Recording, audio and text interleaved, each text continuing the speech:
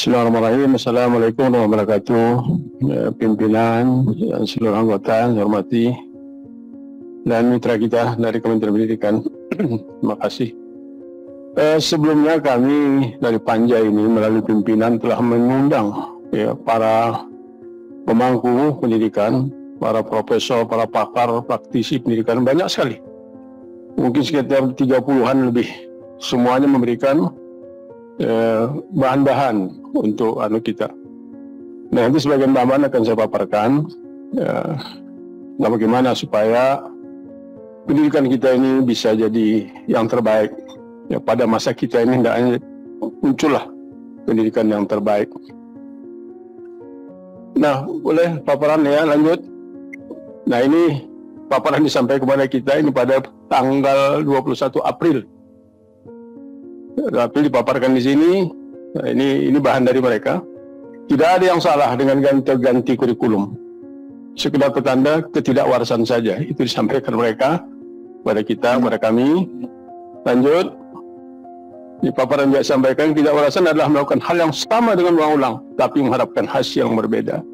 Jadi perlakuannya sama, tapi mengharapkan hasil yang berbeda. Ini kata si Albert Einstein, disampaikan pada kami. Ya. Nah, ini lagi disampaikan pada kami. Lanjut.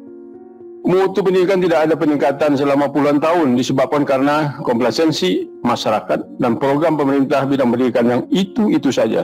Ya. BAUMM, business as usual with more money. Nah, disampaikan lagi ilusi inovasi.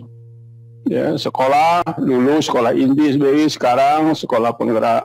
Dulu guru inti, guru pembelajar, ya, guru penggerak. Dulu MGMB Rebon, ya, sekarang organisasi penggerak.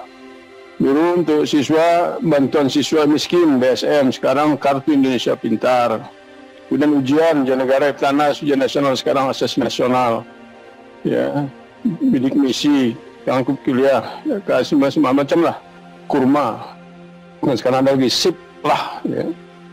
Dan ini mereka yang sampaikan ya, mereka sampaikan pada kami, saya sampaikan. Nah, kemudian mereka sampaikan lagi dengan grafik data dari PISA bahwa dari tahun 1907 ya sekarang membaca tidak ada peningkatan, matematik tidak ada peningkatan, sains tidak ada peningkatan. Ini data yang mereka ambil dari PISA. Ini mereka, bukan kami, bukan saya.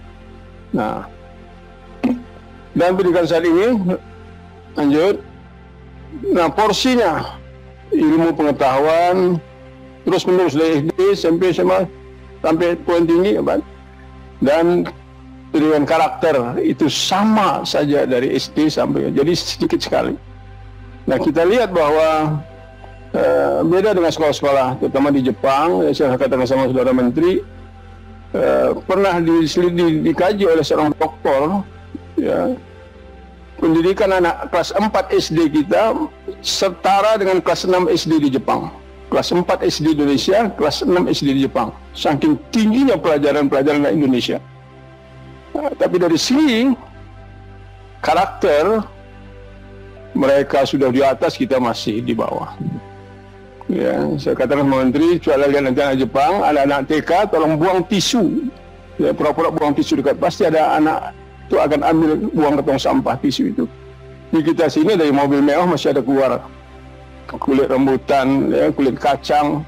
Anda tidak pernah dididik. Nah, saya ke New Zealand, saya kaget, saya baca tentang antri. 4 halaman tentang antri. Itu kan karakter. Apa itu antri? Apa guna antri? Apa kegunaan antri? Apa guna yang kau tidak antri?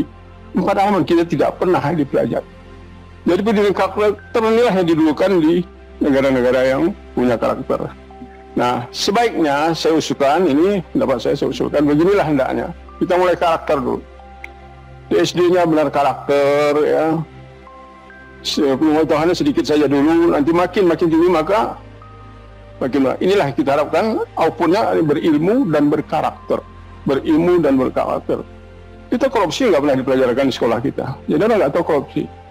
Apa itu korupsi? Apa saya disebut korupsi? Nggak pernah ada, karena tidak ada dibangun karakter. Jadi kalau kita mau bangun pendidikan, sinilah dasarnya, ya. Kita sama-sama, kita tidak mau masa kita ini nanti akan terjadi hal yang tidak kita ingin. Terakhir, ini perlu kita, saya tidak mau teman-teman dari kementerian tersangkut dengan KPK, dengan segala macam, ya. Ini itu bukan kampanye. Tentang jual buku, ya hati-hati. Kementerian kita bukan kementerian bisnis, bukan kementerian profit. Jangan ada masalah dengan BPK, dengan KPK. Saya tidak mau sahabat-sahabat ini tolong kalau ada izin minta tertulis. Karena kementerian kita tidak boleh kementerian yang profit. Nah, kita tahu bahwa apakah buku ini dana dari APBN, kok dijual? Apakah dana orang luar, kok kementerian jadi agennya? Hati-hati, saya tidak mau cuma satu orang pun teman-teman sahabatnya kementerian ini tersangkut gara-gara ini. Ya. Kalau ini APBN, ini pasti tidak boleh dijual. Nah, kalau ini dana dari luar, kok mau jadi agennya kementerian? Hati-hati. Kalau memang ada benar dibenarkan oleh BPK dan KPK, minta tertulis. Jangan sampai nanti teman-teman kita ya sudah nanti tidak lagi di kementerian, sudah enak-enak di kampus, harus enak-enak di kampung, tahu-tahu dipanggil-panggil. Tidak satu orang pun yang akan membela kita. Tidak ada satupun orang yang mau membela kita.